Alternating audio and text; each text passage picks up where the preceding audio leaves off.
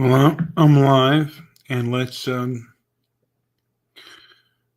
start the show. In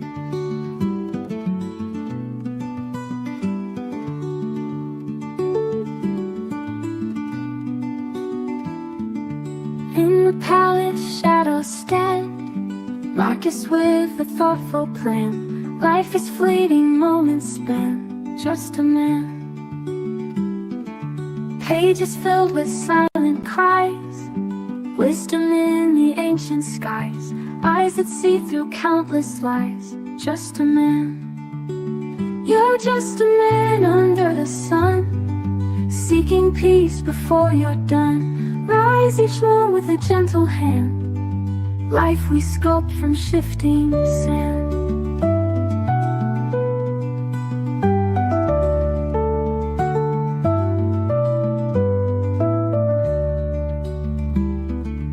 In the garden calm he roams, meditates on broken bones, legacy in humble tones, just a man. Victory and glorious cheers, haunted still by daily fears, washing sins with silent tears, just a man. You're just a man under the sun, seeking peace before you're done. Rise each one with a gentle hand, life we sculpt from shifting sand.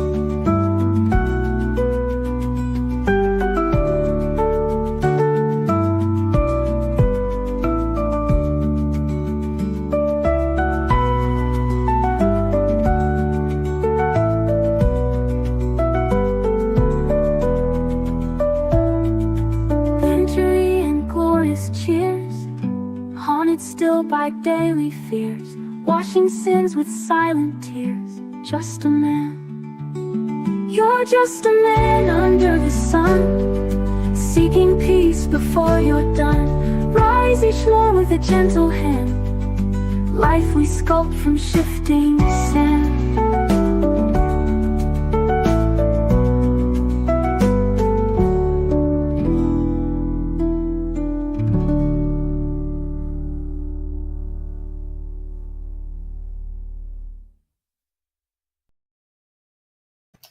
Of all the things that I'm thinking about, of striving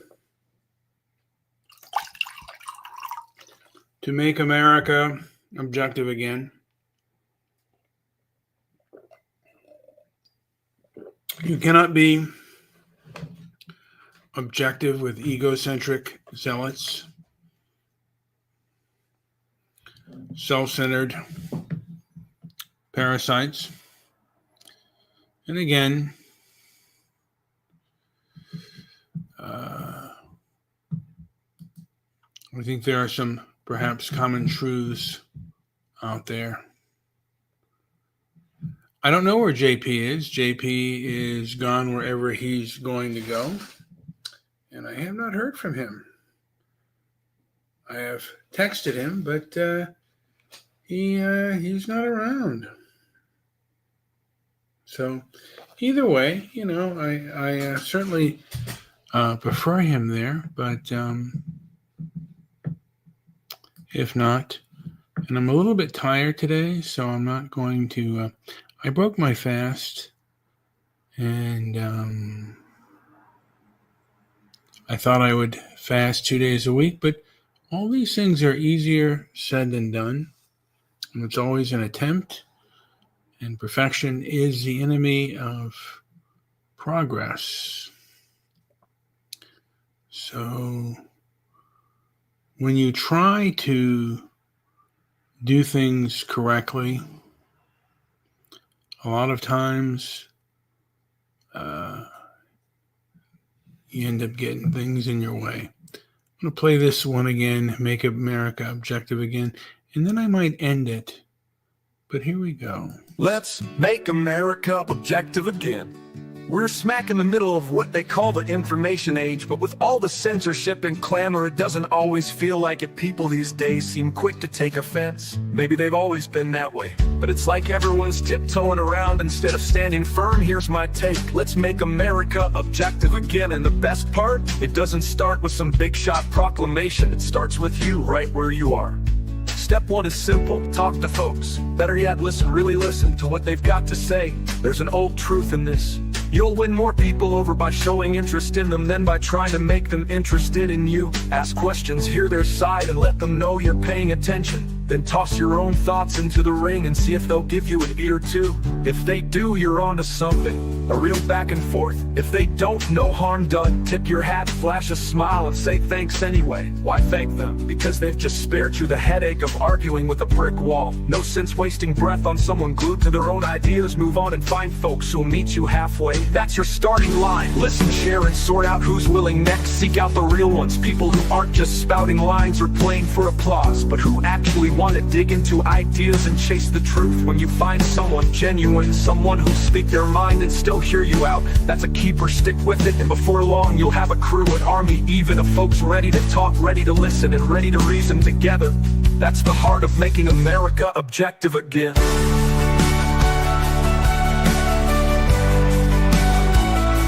It's not about shutting anyone down or winning every fight. It's about slicing through the touchy feuds and getting back to where ideas can duke it out in the open, fair and square. People want to feel understood, give them that, and you'd be surprised how many start wanting the truth too. Start small, start with you, and watch it spread. One good talk at a time, we can steer this thing back on course.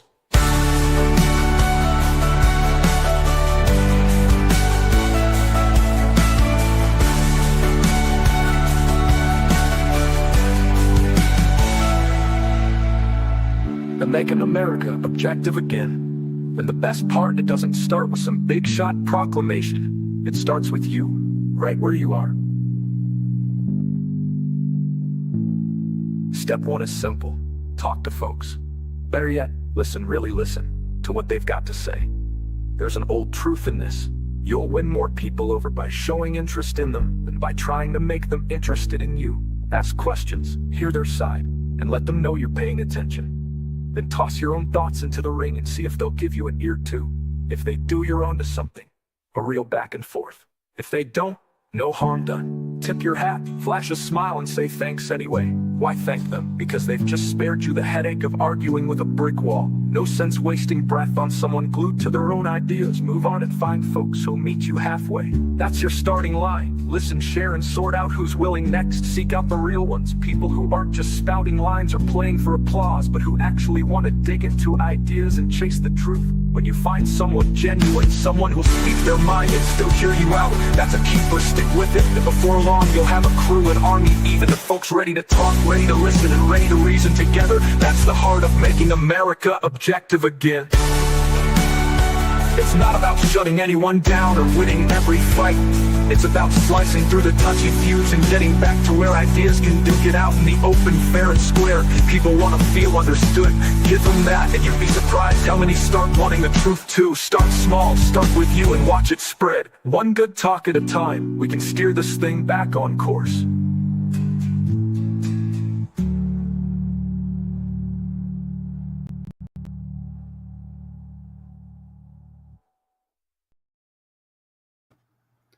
Well,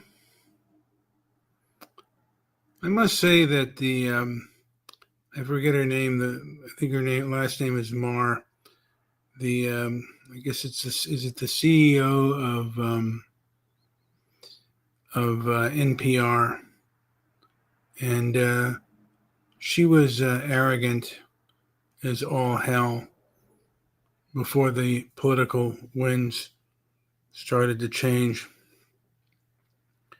talking about that the First Amendment was a hindrance. I believe this is something that the left believes, by the way, and much of the left in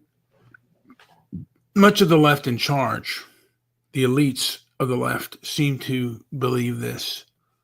And that's one of the reasons why many of them meet behind closed doors and won't talk to you unless you are a credentialed person. they don't want to address you. And for me, you just have to step around them. But again, the best way to deal with these people is through economic means. Because what the left is doing now is they are punishing Tesla, and they will punish other groups too. They may not be large, or they may not be the majority, but they are active. And an active, mechanized group can defeat a group of individuals any day. And that's where we are losing. I'm going to end on a man named Linwood, and it represents much of the left. There's a pro-ethno, pro-racial side, and it's primarily the pro-ethno side of ego victimhood is a lot on the pro-black side. There are whites. Whites sometimes do the same thing, but again, they are not given the pass that our establishment institutions give to people like this. And, their arguments don't stand up to scrutiny. But here we go. Here is a man named Linwood, and then I think I will end the show.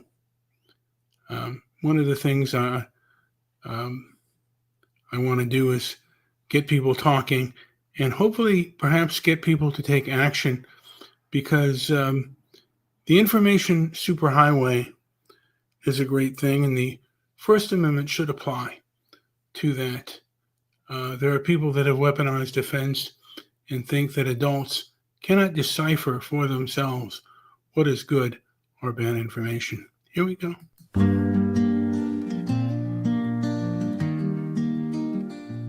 A man named Linwood, a fervent follower of Neely Fuller Jr., a man who staked his life on the belief that white supremacy is the hidden engine of the world Linwood devours. Fuller's books and articles like their holy writ, trailing after them with the devotion of a fanatic, his mind locked in a cycle of obsession. But here's the catch: this isn't some noble pursuit of wisdom, it's a trap, a mental spiral where resentment festers, chaining the spirit to a story that distorts reality. Look closer, and the gulf between Neely Fuller Jr. and Linwood snaps into focus, as clear as a photograph split down the middle. Fuller's a lean, weathered figure, shaped by the Great Depression, a time when people ate from garbage cans, hunted rabbits, or went to bed with hunger clawing at their insides. A struggle in its rawest form, a fight for survival that leaves no room for pretense. Linwood, though, he's bloated, a child of excess, probably raised in a cushioned world where scarcity's just a word.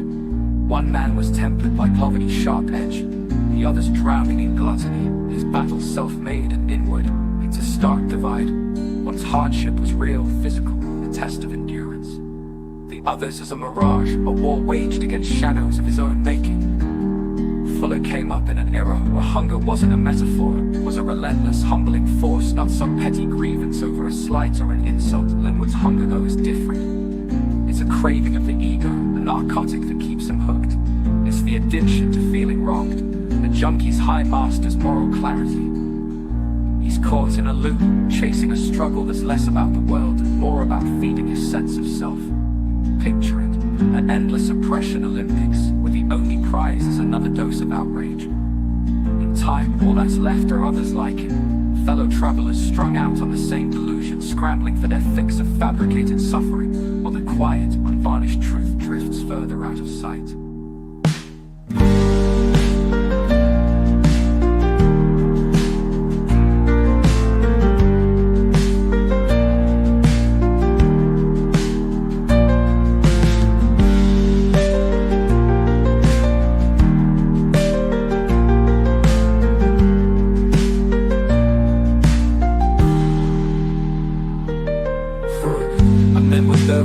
I'm Linwood Brown, where the only Fuller Jr. and Linwood snaps into focus. It's a trap, a mental spiral where resentment festers, chaining the spirit to a story that distorts reality. Look closer, and the gulf between Neely Fuller Jr. and Linwood snaps into focus, as clear as a photograph split down the middle, full as a lean, weathered figure shaped by the Great Depression. A time when people ate from garbage cans, hunted rabbits, or went to bed with hunger clawing at their insides. That struggle in its rawest form, a fight for survival that leaves no room for pretense. Linwood though, he's bloated, a child of excess, probably raised in a cushioned world where scarcity's just a word. One man was tempered by poverty's sharp edge, the other's drowning in gluttony, his battle self-made and inward. It's a stark divide. One's hardship was real, physical, a test of endurance. The other's is a mirage, a war waged against shadows of his own making. Fuller came up in an era where hunger wasn't a metaphor. It was a relentless, humbling force, not some petty grievance over a slight or an insult. Linwood's hunger, though, is different. It's a craving of the ego, a narcotic that keeps him hooked.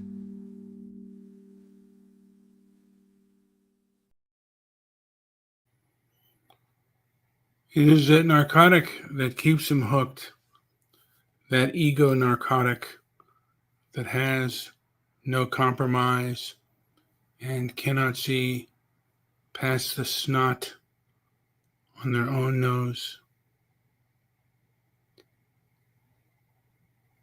I try to reason sometimes with folks, but if they are not willing, if they're only willing to make statements and not hear you, you've got to keep moving. Anyway, I'm going to play the song out, and then I shall leave the situation. I think I'll just do human beings here. Human beings rose to dominate this planet through strategic cooperation, empathy rooted in mutual survival, not utopian fantasy. I argue it's the warrior's code, loyalty to tribe, not a universal hug fest. Empathy's a tool, hardwired for kin, not a blank check for every sob story. Perhaps deeper spiritual alignment, not some emotional con game. Your posts, though, drip with racial resentment cloaked as insight. You're not after understanding. You're swinging for moral high ground. It's weakness masquerading as virtue, manipulation through guilt. The ego's iron fist, not the soul's hand. It's conquest, not cooperation. You wield shame like a blade, not a bridge. Mutuality's nowhere in sight.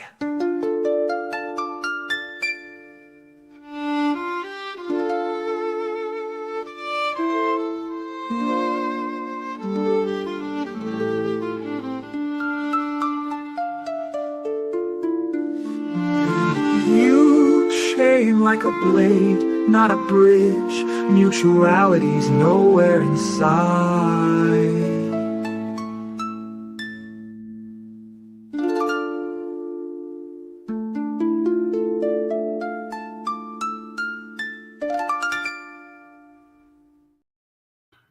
All right, folks, and I play one more of the ADL. Here we go here.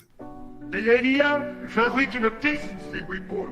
Only they ain't got any guts on them anymore. It's scientists and the holy roster of untouchable tribes. You can't even mutter about white South African farmers getting hacked up or English girls raped by the UK's Muslim grooming crews that have them clutching their pearls. Jonathan Greenblatt, he's like Colonel Nicholson from the bridge on the River Kwai. That stiff-necked son of a bitch, except his bridge is slapped together with old progressive slop and fanaticism's his cheap rocket. He's been slugging it down blind, eyes rolled back, till October 7th kicked him in the teeth, baby. But truth, the ADL won't do public Q&As because they know they'll hate him.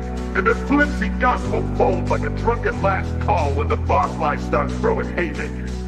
Cowards are heavy bottle and these progressive Zionist outfits. ADL and all chucked him till they puked on the floor. They're no saviors, they're a stinking albatross, choking Zionism, dragging it down to the gutter with their sanctimonious crap. Hypocrisy's their game. Treat you like dogs or worse if you dare disagree.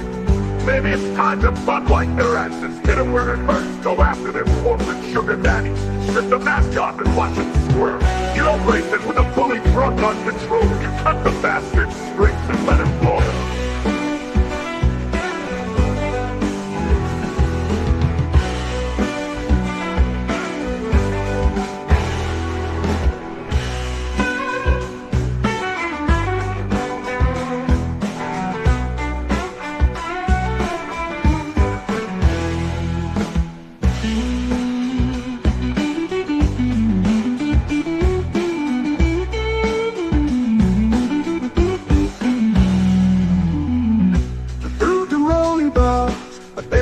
roster of untouchable tribes. You can't even mutter about white South African farmers get packed up for English girls, raped by the UK's Muslim grooming crews without them clutching their pearls.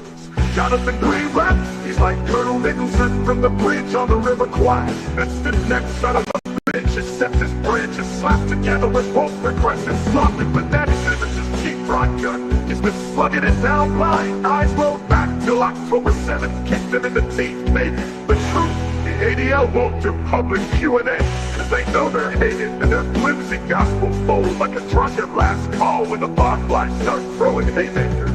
Power's a heavy bottle, and these progressive Zionist outfits, ADL and all, chuck it till they puke on the floor.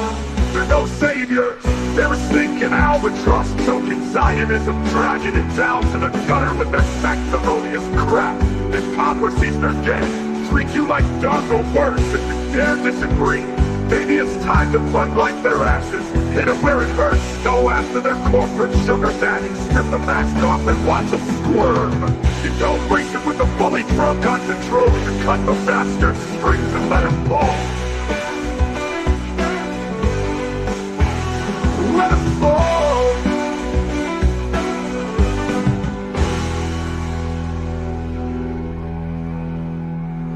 Hypocrisies, they're gay. Treat you like dumb, or worse if you dare disagree. Maybe it's time to floodlight their asses, hit them where it hurts, go after their corporate sugar daddies, slip the mask off and watch them squirm.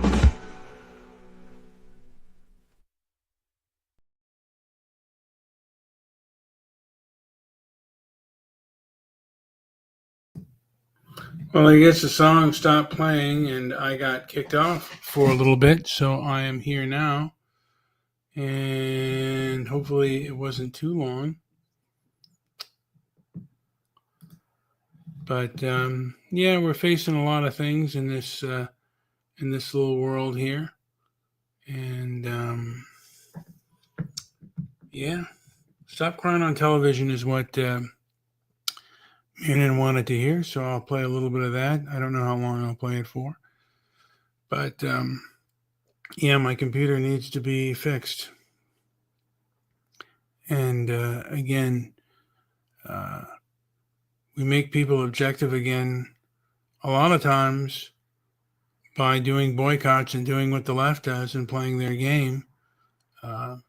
If they don't want to play, don't play with them.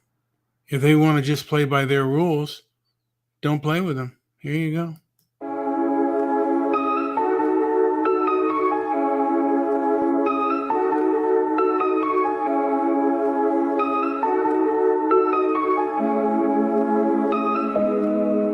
Oh no, the tears are falling. Cue the zoom and cue the lights. Oh, that's bright. One rehearsed apology, time to monetize. Your pain's a brand, your grief's a show. You cry into the camera, throw money. Is this real? No. Is this pain? No. See, or is this a Netflix deal in the making? Turn the volume up, it's primetime regret.